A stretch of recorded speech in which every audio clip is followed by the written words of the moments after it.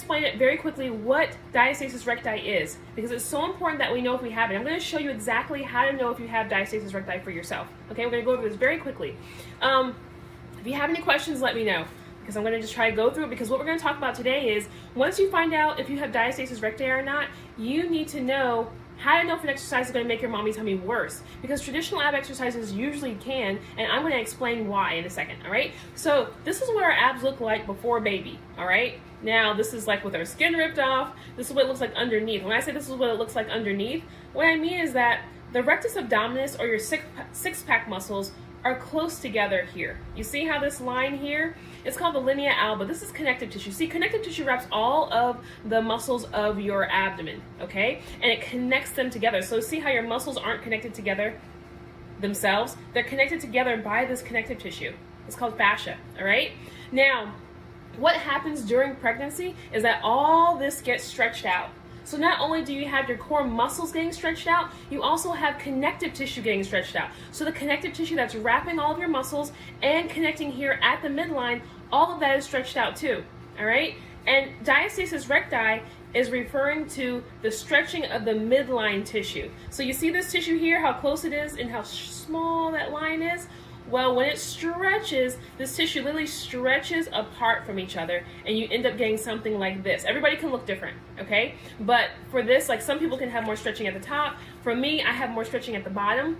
You can have just stretching right there along the umbilical area. But very quickly, I can show you right now, you can check to see if you have diastasis recti. What you want to do is you want to lean back. So I'm not actually touching my chair. I'm just leaning back, and I'm looking down. What are we looking for? We're looking for coning and doming at the midline.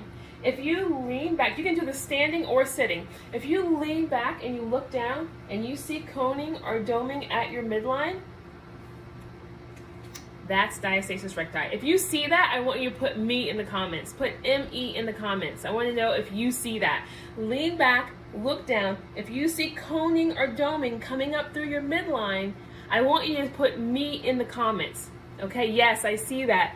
I see that, Zoe. I see that, Tristan. I see that, JD. I see that, Kristen. Rosalind, I see you. You're saying me. User 6468817. I see that. Melissa, me. User 5429. Yes. Angela, I'm seeing you saying me. Yes. This is such a common thing. It's such a common thing, and we don't know about it. And that's why I'm here to share the information about this. That is, so what are you seeing? Let me explain what you're seeing. What you're seeing is this tissue that is at the midline stretched out. It's also thinner than it was before, okay?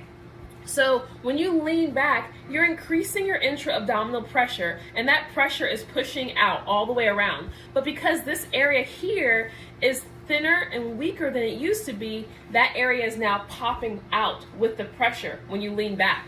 So what you're seeing is the stretched out tissue poking out, okay? That's what you're seeing. That's diastasis recti. That's the stretched out tissue pushing its way out, okay? So when you see that, now that you see, this is why I like to wear this suit, because I really feel like it helps you like really visualize what's going on. So when you're seeing that doming and coning that's coming up when you lean back, I need you to know that that's something that is not okay when it comes to exercising.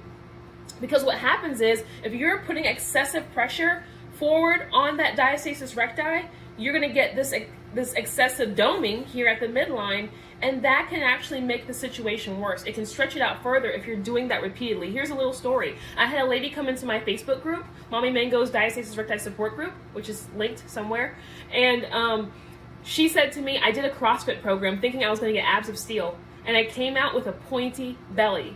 I need to know what to do. She was super disappointed because she was thinking she was doing all the right things with the sit-ups and the Russian twists and all of this. When you look up traditional ab exercises on YouTube, that's what you get. Because when you think of washboard abs, you think of sit-ups, right? You think of crunches, all right? But now you see, now think about this. When you're doing sit-ups, what are you doing? You're leaning back and you're increasing that intra-abdominal pressure, and you're seeing coning and doming coming up. Okay, the pressure is pushing out on this stretched out tissue, and that's causing more stretching if we're doing that repeatedly, all right? And that is what happens when we think sit-ups are the right thing for me. And this is the thing, if we have diastasis recti or stretched out connective tissue in any form or fashion, that is something that we need to avoid, is excessive doming, okay? If it domes a little bit, it's not going to hurt you, but if it domes to the extent, like all the way to the max where it can't dome anymore, then all it can do is push more on that tissue, and that's what you don't want.